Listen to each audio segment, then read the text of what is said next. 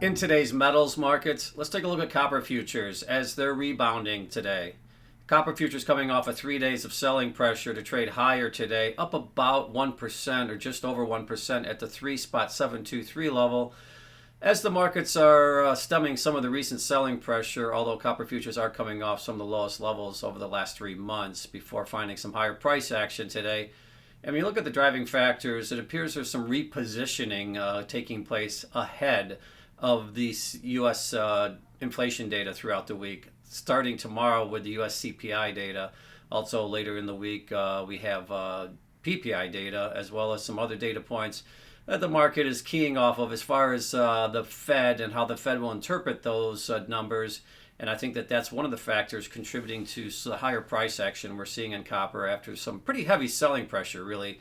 When you look at copper over the last several weeks, copper is now trading down to the lowest levels since the middle of November. So nearing 3-month lows in the selling pressure here. And also, when you look at the other metals markets as a whole today, really some moderation in the other metals markets when you look at gold and silver.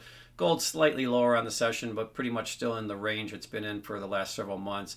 Silver finding a little bit higher price action, but again, pretty much range bound really again for the last week or two, where copper has experienced some pretty heavy selling pressure, now down 7 out of the last 9 trading sessions. With some higher price action today, coming off those recent lows, which correspond with basically 3-month lows, to trade higher today by about 1% in the copper markets.